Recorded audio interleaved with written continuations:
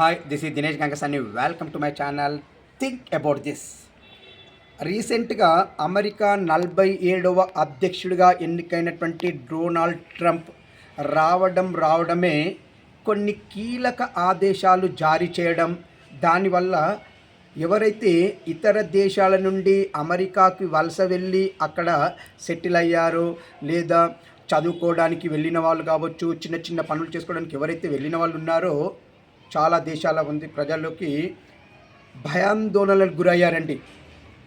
మరీ ముఖ్యంగా ట్రంప్ తీసుకున్నటువంటి ఒక నిర్ణయం, జన్మతః వచ్చే పౌరసత్వ హక్కు ఏదైతే ఉందో దాన్ని రద్దు చేస్తున్నట్టు ప్రకటించే ఏదైతే ఉందో, మరి దీన్ని అక్కడ ఒక కోర్టు నిలుపుదల చేసింది, స్టే విధించింది అనుకోండి.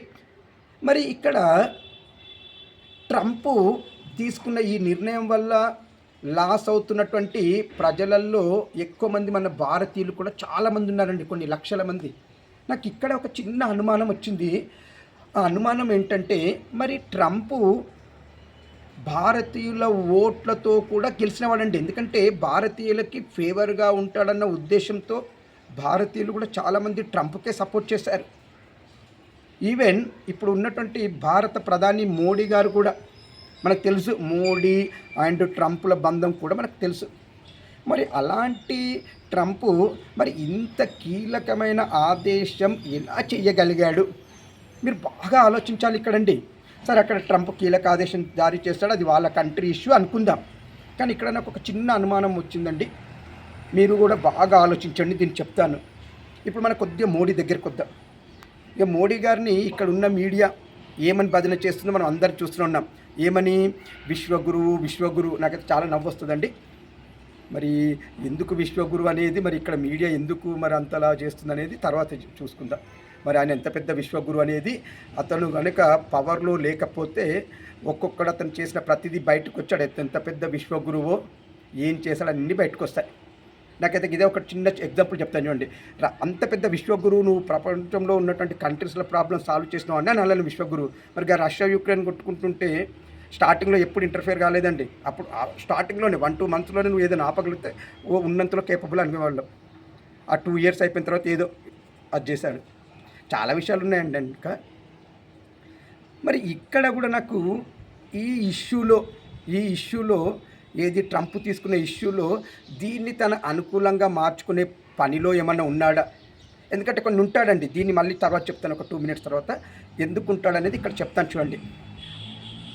ఇంతకుముందు ఎప్పుడైనా ప్రపంచ దేశాలలో కంట్రీల మధ్య యుద్ధాలు జరుగుతున్నప్పుడు అక్కడ ఉండే దేశస్తులని వేరే ఆ దేశం వాళ్ళు, అంటే వాళ్ళ దేశాలకు వాళ్ళు సురక్షితంగా తీసుకెళ్ళడానికి సర్వీసులు ప్రొవైడ్ చేసి, విమాన సర్వీసులు ప్రొవైడ్ చేసి వాళ్ళని సురక్షితంగా తీసుకెళ్తారండి. అది కామన్, అది దాన్ని ఎవరు డబ్బా కొట్టుకోరు. అది ఇంతకుముందు మన దేశం పిల్లలు లేదా మన దేశం వాళ్ళు వేరే కంట్రీలు ఉంటే అక్కడ ఏదైనా ప్రాబ్లమ్స్ అయినప్పుడు మన వాళ్ళు కూడా సురక్షితంగా తీసుకొచ్చారండి. దాన్ని ఎప్పుడు డబ్బా కొట్టుకోలేదు. ఒక దేశానికి సంబంధించినటువంటి అవసరం, అది వాళ్ళు చేయాల్సిన పని గవర్నమెంట్గా. కానీ మరి మోడీ గారు ఏం చేస్తారో మనం చూసాం. గత కొన్నేళ్ళుగా మోడీ రష్యా యుక్రెయిన్ వారప్పుడు కానివ్వండి, ఇజ్రాయెల్ పాలస్తీన్ అది అక్కడక్కడ కొన్ని జరిగినప్పుడు ప్రతిదాన్ని తనకు దేనేంటిది ఒక క్యాంపెయిన్గా మంచిగా మార్చుకున్నాడండి. ఇప్పుడున్న పిల్లలకి జనరేషన్స్ కండి 20-25 ఏళ్ళు 30 ఏళ్ళు ఉన్న వాళ్ళకి మామూలుగా అర్థం కాదండి. అబ్బా మోడీ వీళ్ళని తీసుకొచ్చాడేమో అన్న టైప్లో యాడ్స్ ఇచ్చారు. ఇక మోడీ లేకపోతే మేము రామన్నట్టుగా. ఒక 40 ఏళ్ళు 50 ఏళ్ళు ఉన్న లాంటి వాళ్ళకి అర్థమవుతుందండి ఇవి ఎంత కామన్ అనేది, వాళ్ళకి అర్థమవుతుంది. పాప ఇప్పుడున్న జనరేషన్కి అర్థం కాదు కదా. మరి ఇక్కడ కూడా మోడీ నాకు తెలిసి ట్రంప్ కొన్ని రోజులలో ఇండియాకు రాబోతున్నట్టుగా సమాచారం.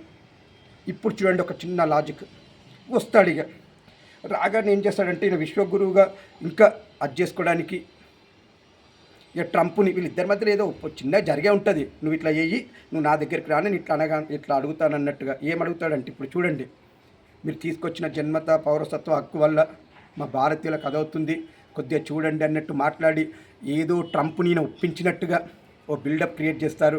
మొత్తం మీద ట్రంప్ దాని మీద వెనకకు తగ్గినట్టుగా మొత్తంగా జన్మత పౌరసత్వ హక్కు అనేది లేకుండా చేస్తారు.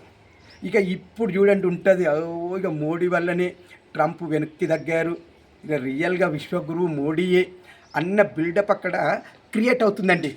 ఇక చూసుకోండి, మీరు చూడండి, ఇది జరిగేలా ఉందని నా అనుమానం అండి. నాకున్నటువంటి కొద్ది అనుమానం ఇది ఒకటి జరుగుతుంది అనిపిస్తుంది. జరగకపోతే పాపం మన ఇండియన్స్ బాధపడాల్సి వస్తుంది అనుకోండి. ఇదే జరుగుతుందేమో అనిపిస్తుంది. చూద్దాం మరి మున్ముందు ఏం జరుగుతుంది. విశ్వగురువుకు బ్రెయిన్లోకి వచ్చినటువంటి ఐడియాలలో ఇదొక ఐడియా కావచ్చండి. ఎందుకంటే ఎన్నిటినూ వాడుకున్నాడండి. పుల్వామా అటాక్ను కూడా వాడుకోనే కదా తను ఎంతలా పవర్లోకి వచ్చాడో అందరికి తెలుసు. సో మరి దీన్ని కూడా ఏమన్నా వాడుకునే ఛాన్సెస్ ఉన్నాయా అనేది నాకు అనుమానం కలుగుతుంది. మరి ఏది ఏమైనా చూద్దాం మున్ముందు. మరి ట్రంప్ మోడీల సీక్రెట్ అజెండా ఏమైనా ఉందా అనేది మనం మున్ముందు చూద్దాం. మరి రహస్య ఎజెండా ఏదైనా ఉంటే మనకైతే బయట పెట్టారు. మనకున్న చిన్న అనుమానం మాత్రమే మీకు ఈ వీడియో ద్వారా ఓపెన్ చెప్తున్నాను. ఇందులో మరి నేను చెప్పిన దాంట్లో ఎంత వాస్తవం ఉందనేది ముందే తెలుస్తుంది. ఓకేనా. నేను కూడా ఒక నాదే అనుకున్నట్టుగా జరిగితే నా గెస్సింగ్ కరెక్ట్గానే నేను అనుకుంటాను. ఒకవేళ లేదనుకోండి నా గెస్సింగ్లో రాంగ్ ఉండొచ్చు అనుకుంటాను. ఓకే, కానీ నాకు చిన్న గెస్, ఎందుకంటే గెస్ చేసుకోవడంలో తప్పు లేదు. కాబట్టి నా గెస్ నేను చేశానండి. మరి నా గెస్తో ఏకీభవించే వాళ్ళు నాకు సపోర్ట్గా ఉండండి. నా వీడియోలను ఎంకరేజ్ చేయండి. నా ఛానల్ సబ్స్క్రైబ్ చేయండి. ఇట్లు దినేష్ గంగసాని.